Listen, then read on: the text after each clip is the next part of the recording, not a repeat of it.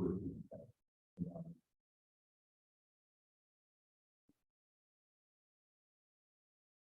don't shut that off. We don't kind of there. Good morning. Welcome to the Monday morning meeting. We have a list of stuff going on today. It looks like, and seems like we always start with Jessica before we river and things.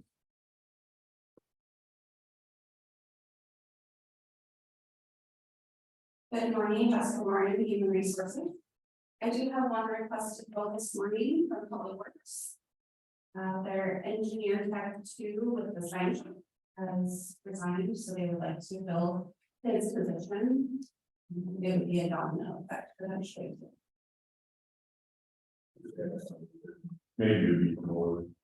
Yeah, somebody in Public Works resigned for it. Go ahead.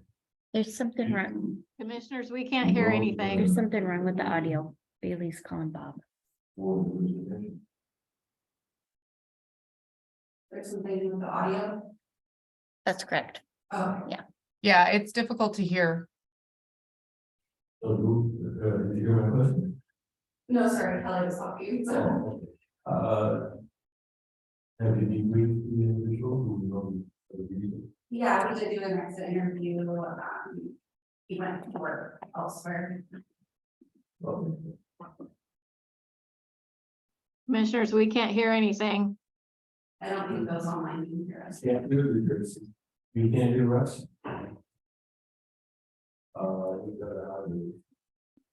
Bailey got him. They worked it out. Yeah.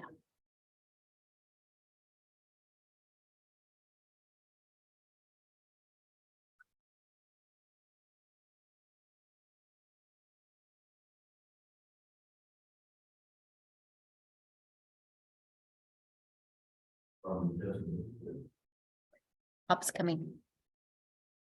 Bob's coming.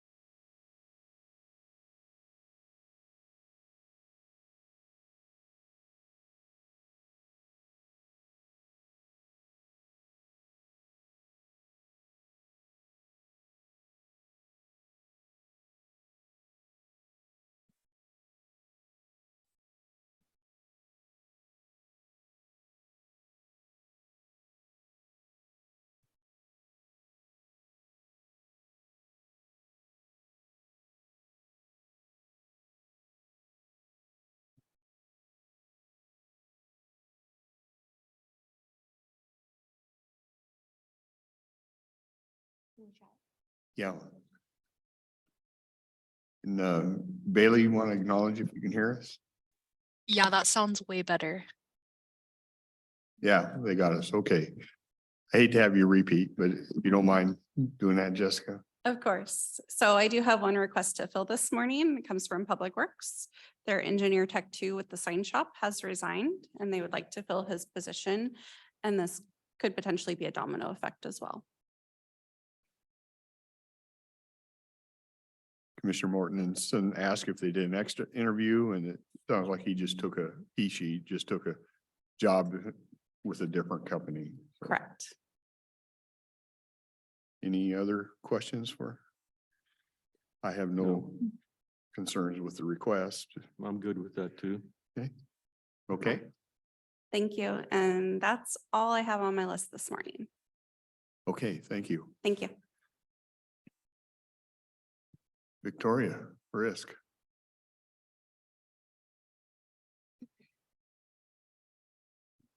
Good morning, Commissioners. Victoria Blosel, Risk and Safety Manager. Let's see, I met with Kathy last week to go over the reports that I received from the Risk Pool Conference. We went over my budgets and my expectations for any increases that might be occurring with our insurance program. This week I will be pulling some information together for her and her team to go over, and we can start preparing for upcoming budget and make sure that we're looking at that. I also did get contacted by the same a representative from the alternate risk pool. They contacted me again this year to see if I wanted us to look at them as an alternative. So I might be contacting him. It's no obligation to us, just to see what they can do for us upcoming as well. I did a lot of the hard work last year for them to give us kind of an estimation if we did want to compare. So that's already done. They just would have to put together their numbers. So I think I'll reach out to him just so we know a comparison once we get numbers from the WCR. Other than that, I don't have anything else to report this week. You guys have anything for me? You expect I don't know what risk pool charges us premiums, or we just, whenever you expect them to probably rise? They have not indicated any increases Yeah. so far. Last year, we got an indication of our increase right around June. And then the next conference is in July, and that's when they rolled out everything and explained all of the increases. So I expect that to be the same timeline this year. Okay. So just to add on that, there weren't any substantive changes that would impact this, but that's independent of whatever the experience of the pool happened to be, and we'll find out about that shortly. Right. We're submitting our underwriting answers to the risk pool now. They'll supply those to the brokers. The brokers will have to review that. And then based on what they say, and then what the risk pool wants to do. So for instance, last year, the reason it increased a lot is because we went from a $2 million self-insured retention to a $3 million. If they decide they want to increase that to say 5 million, which has been talked about, then we might see that large increase again, but there hasn't been any decisions as of It now. has been talked about, but is there any sense on your part of a consensus to go that way? And who decides that? I guess you get to cast a vote? The risk pool, once the actuaries do all their work, look at what our losses could be, forecasting, they will decide if they want to go to that increased retention. If they do, then at that point, I do have a seat to vote on it, but it would have to be majority that says, no, we don't want to do that. I think last year there was maybe 2 no's. So still move forward to moving Yeah. to Okay. Thank you. retention, but I think that's we can at least be a little more prepared this year, starting off with looking at this other pool option. We didn't have so much time or so much notice last year, I think, so let's start that process. Any other questions? Mr. Chairman, I'm not sure if this is out of place or not. We have risk appearing every week. And I'm wondering if that should be every 2 weeks or every month or something like that. I'm sorry, I didn't catch that. At the Monday meeting, we have Risk. risk appearing every Monday. And I'm wondering if it would make more sense to have it every 2 weeks or every month, once a month.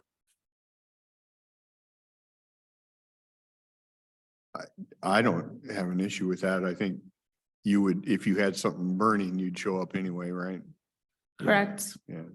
Yeah, so it's kind of up to you. Would you like it on a monthly basis as opposed to a weekly basis? Okay. Yes.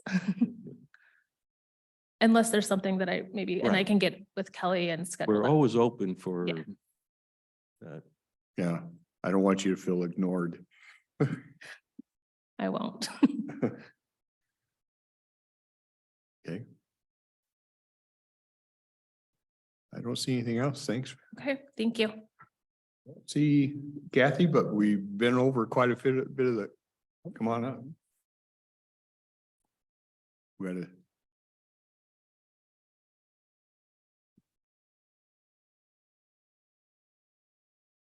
Brian Perkins with the Office of Financial Management.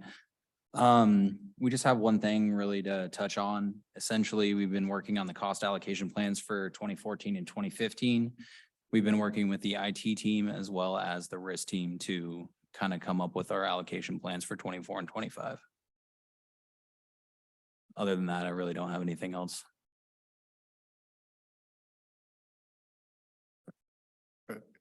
Are you at a point in that you think there's going to be changes, or is it pretty much, are we pretty close? I think there will be some changes, but we really need to look at the numbers and kind of dive into it.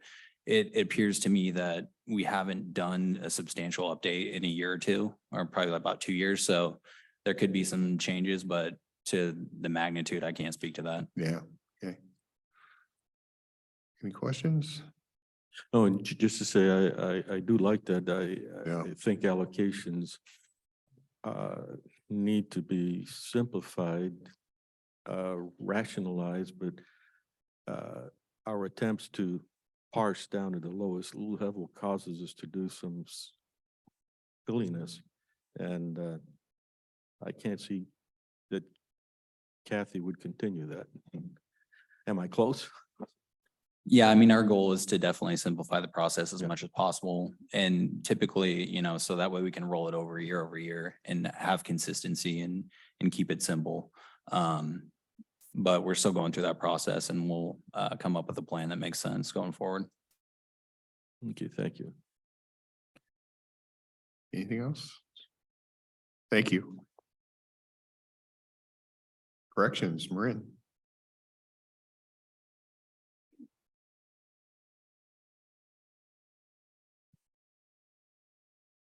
Good morning, Marin Fox, Director of Corrections. I'll give a brief update on our population. Today, we're at 197. We had 37 bookings over the weekend. We next meet with the police chiefs on May 2nd to review restrictions. The only adjustment we can really make at this point is to open the door further to DOC and or to start booking on driving with a suspended license. Because we really don't have, well, you have one. Just the suspended license, yeah. So, I think they have some interest in getting through some of the warrants that are out there for suspended license. So the next move will probably be something to try to address that. Such as if a suspect has multiple DWLS warrants that we would take on that. So. And I want to touch briefly on the escape incident that occurred last week. We have done an internal review of our policies, procedures, and processes. Those are all solid. This was a case of human error, unfortunately. We're also conducting internal investigation with the staff involved to determine what exactly occurred. And we're looking at some technology changes, identification bracelets or cards, that sort of thing that would come with a budget request, but we're currently looking at what those options would look like. And that's all I have to report. bracelet would be like what they put on you in the hospital type thing, so Correct. You've got other kinds of bracelets there too, don't you? Hmm? Yeah. For the handcuffs. Oh, we have those as well. Yes. Yeah. Question. Go ahead. 197, so seems like we're heading down to a lower level. But that reminds me, sometime in the past, we had a fair number of DOC Hmm? inmates and that was important to your budget. Are we trying to increase the DOC inmates? We can look at that. We currently say we're taking DOC for a day and they're not bringing us for a day. So their numbers have increased decreased dramatically because of the Blake decision, as well as I believe some policy decisions. So we can look at opening the door more to them, but they're not typically even booking as many as we allow. But we are seeing the increase in the board bills from the cities because they're booking many more misdemeanors. I looked at last week and we're at a pre-COVID level on the amounts we're getting from the cities right now. Okay, and in terms of misdemeanors, are we getting a lot of those into jail now? Yes. Yes, a lot of misdemeanors, but the misdemeanors, the information I provided to the board, I think a week and a half ago, kind of show 98% of misdemeanors are going back out the doors for a variety of reasons. Yeah. So we're booking a lot of them, but they're also being released. Yeah, one of the reasons I ask is still from a view of the budget. Right. Right, and so yeah, I know you probably have, so I'm talking to DOC, I think would help on that. Sure. So the booking of misdemeanors actually helps the county's budget because that picks up the city's charges. Correct. If they're just felonies, that's all on the county. Correct. When, say, City of Longview books a felon, they pay a booking fee to the county and then they don't pay anything after that. If they book a misdemeanor, they pay a daily rate for every day that misdemeanor stays in custody. So I'm not sure you would want to answer this. I suspect you probably know the answer. So if the city charges a felony, spends some time in jail, but then the prosecuting attorney says this is really a misdemeanor, do you bill back? No, typically because those are still ran through Superior Court.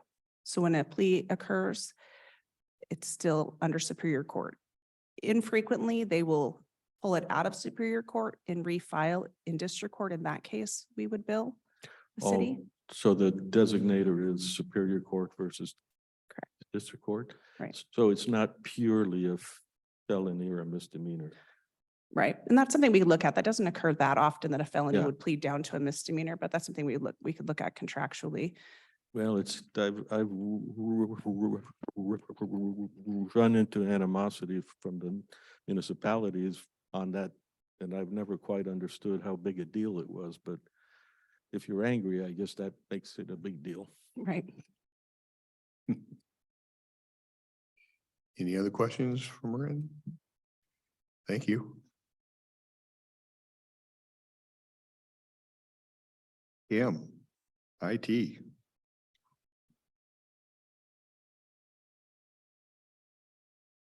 Good morning, Commissioners. Kim Hort, IT Director. I wanted to touch base on an agenda item for tomorrow. It's our telecommunications contract with Worldwide Technologies. There is a difference from the original bid award amount, and I wanted to bring that to your guys' attention. The reason behind it were a couple of variables of clarifying the hardware that we're going to acquire. So there were some prices there. And then we added on the E911 emergency routing service. So, and then there was sales tax that was not originally included in the bid award amount. To offset the cost, I'm excited to say that the grant that I've worked with Carolyn Fundingslin on through the Elections and Secretary of State is going to offset $80,000 of that cost. So that will kind of cushion the difference. Well, we knew that it could be up around that 600,000 because you had a couple add-ons. You just, so I'm not, it doesn't surprise me, but I appreciate you explaining that. It's nice we're getting some offset there. Yeah, of course, I'm still looking at that and I'm kind of in shock, but I guess we've hammered that one really hard many times.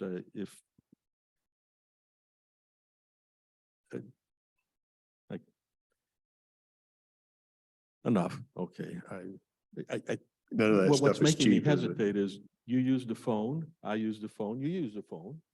Why are we spending another 650,000? And I'm told because we're out of, we've aged out of any support. Yes, And equipment and hardware support. I say, my hardware, my phones, I kept them for years. And of course, it's a little more complicated, but the back end of yours is, you can replace that easily for a lot less than 647,000. So it's a shame to throw away handsets or the desk phones, which is what we're gonna do, just stack them up and throw them away. We do recycle, so it is offset by any kind of material that we recycle, so, Yeah, but yes, out of that, we get what's the word I'm looking for?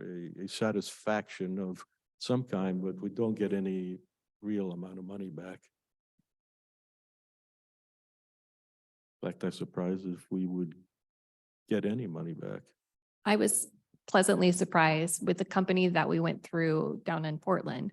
I can't recall their business name off the top of my head. We had about 10 pallets of IT hardware because it was an overlooked task of recycling and hard drive shredding. Mhm. And the precious metals offset it quite a bit to where we only paid like $600. So How much? $600. Yeah, when I look at 600,000 and you tell me 600, I don't see how that is. Correct. That's quite not a bit. fair offset, but Yeah. on the back end, this system is antiquated. It was deployed in about 2009 and has not been replaced on the back end. So servers, gateways and whatnot. So Yeah, no, I it is understand. expensive. And we've hashed this before and we made the decision to go ahead. It just, Yeah. Understood. I'm kind of surprised they supported something from 2009 this long, yeah. to be honest with you. What do they figure the shelf life on this unit? The licensing term is for 5 years. Yeah, I do believe that as long as we stay within their patching cycle, we would not be in the situation that we are currently in with our Avaya platform. There are lots of ways in technology where people try to keep you in their product line once they've nailed you. Or you end up having to cough up a rather big pill like this. A little ugly. Anyhow, okay, thank you. And I've been working on other projects. For instance, we've closed our job postings and we have, a committee reviewing the applicants for the 4 positions open in IT, which range from an IT technician, a developer, summer help, and deputy director. So we're reviewing that. And then I'm also working on enterprise agreements. And thanks to Kelly, she's been great with helping me finalize the electronic signature policy. I'm reviewing that this week and we hope to have that on your agenda soon for final approval. Other than that, I enjoy the sunshine in my office. It's been, a good weekend, so I'm ready to start the week. Yeah. In terms of blue sky to the future, I've been looking is not quite the right term. I've been using Chat AI or Chat GPT. And it's got many interesting features and it strikes me as we should be starting to keep an eye on how it is we could implement that. We are actually implementing that in IT. I've had a couple of developers use that to kind of test coding logic. I've used it to kind of get a backbone for policies or grant answers. The latter is more what I'm thinking. I'm thinking not so much as an individual effort. Individual effort, it's Chat AI is kind of interesting. For example, I said, I want to learn Python. And it said, well, this AI is available, this, and the least expensive is this. And it'll even generate you some samples, some examples. All of that is excellent on an individual basis, but I'm thinking when someone calls our office and says, I think in 1969, we passed a resolution that did this, and then we we superseded that in 1985, and that means that someone has to go through and paw through that, or ChatGPT does and says, here is a summation. It doesn't mean you take it for everything it says. It gives you the, oh, I should look at this one, I should look at this one, I should look at that one. That saves you so much effort. Mhm. It does. It's a And pretty that's where neat you're- tool. That's what you're trying to head for? Mhm. I hope. Okay, thank you. And then the last thing I would like to add is we've deployed the Know Before campaign. It's called the phisher. And that's where you can click a button in your email Outlook to report phishing emails, and it'll go through Right. AI. So it was deployed last week to the IT team, and we're looking to deploy that countywide next week. Is there a particular vendor you're looking at? We've already partnered with Know Before. It's a vendor that the risk pool Whom? Know Before. It's a platform that we use for our cybersecurity training and phishing Got it. campaigns. Okay. They have a new module, which is something that we jumped on for the cost value and the risk vulnerability of emails. We felt like it was a very important tool to have. So that will be deployed countywide next week. Well, I'd like a presentation sometime when you feel it's cogent enough. Absolutely. You like that? Yeah, be careful with AI. We're just gonna be holograms at some point in time. Oh, yeah, yeah. No, and I'm gonna that's- make mine about 50 pounds thinner. They have a hard time replacing your Honda Goldwing though. I have nothing else to report unless you have questions. Thank you.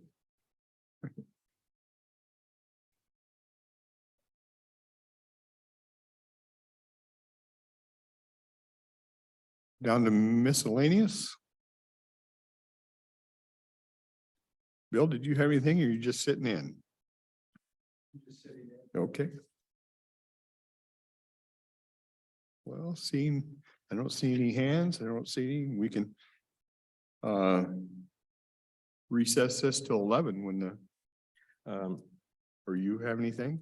Well, I'm wondering, I hate to lose time when the three of us can talk, because it's otherwise impossible. Have any of you gotten email or phone calls from someone about the sea lions? No. Probably Dennis has been at some of those fish recovery things.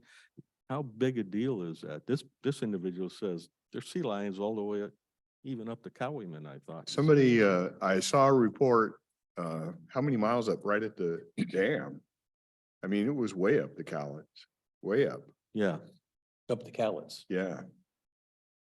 Well, You go by Rocky Point, you see about a dozen heads yeah, bobbing around out in there. I think the smelt are running, right? The smelt that they're going after. I don't know if it's a smelter or a salmon run. They do attract them, and when the salmon are running, it's a little early, I think, for salmon. We're about 2 weeks away, I think. But yeah, they come. I mean, There's it takes Setting the it literally table. takes an act of Congress to That's the question. allocate elimination Yeah. of the sea lions, and there's a certain amount that they allocate each year. And I they're think they're on the endangered list. there's a special law that protects sea lions. They're not endangered, but they're on a protection list. You know, And so if I remember correctly, it's been a while since I've seen the recent report. They, last year, they allocated about 1,000 executions. oh, it's gone up. I thought it was like And, 100 before. And even with eliminating 1,000, there was virtually no noticeable difference in the number of fish that made it past.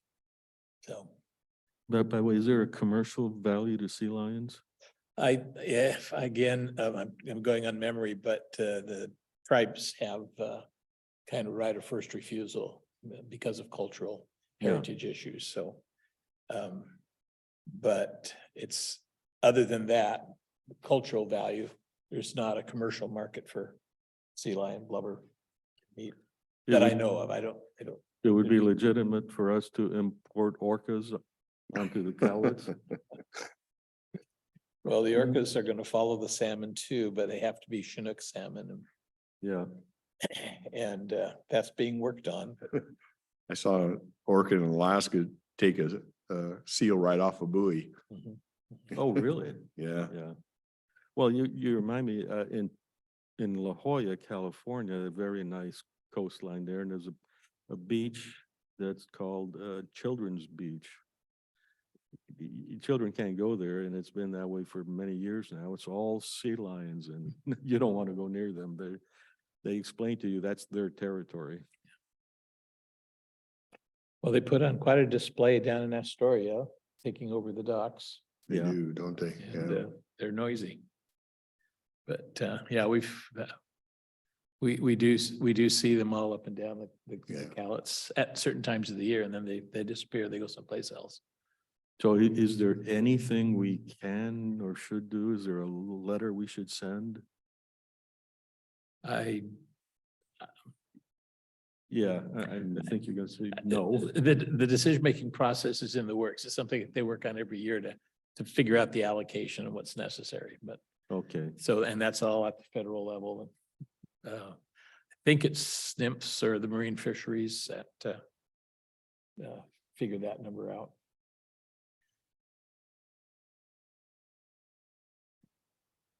I'm afraid if there's an abundance of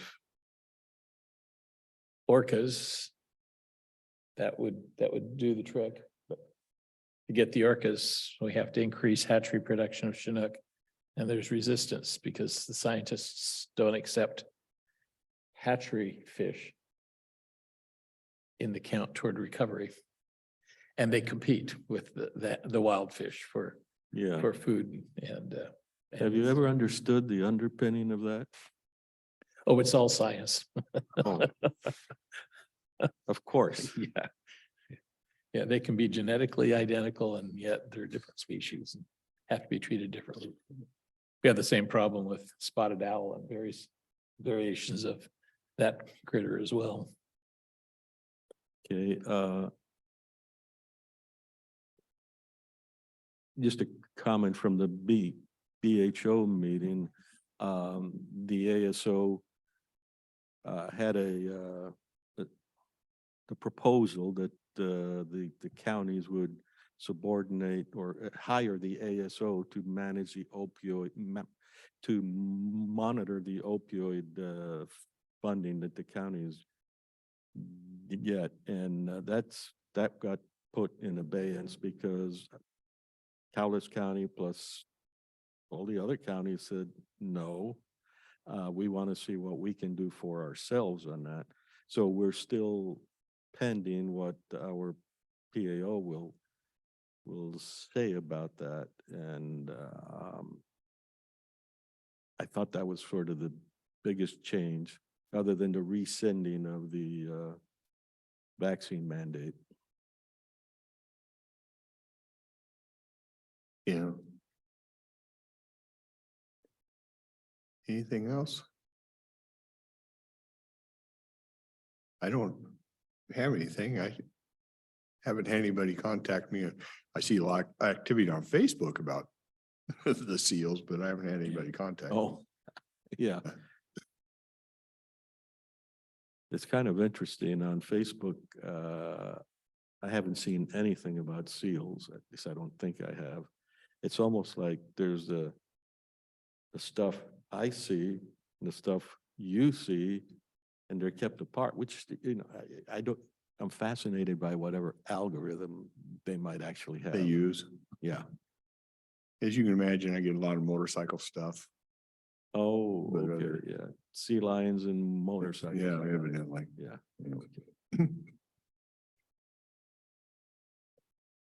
Anything else? We can take a roughly you do? Oh, is. I'm sorry. How long do you think? 10 minutes? I apologize, Marin. So we'll go into executive session for 10 minutes. Do we have another one also?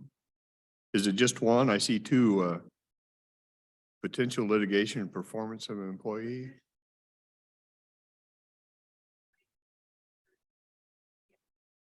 You have the other one? Okay. So 10 and 10. Oh, that might just take us about to 11. Okay, we'll do that. Thank you.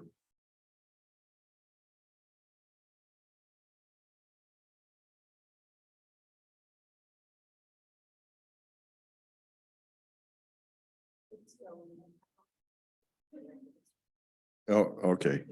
Well, we're back from executive session. We had one on potential litigation, no decisions were made, and another on performance of employee. No decisions were made. Anything else for this 10 a.m. meeting? We need to. We'll adjourn this one and we'll be right back.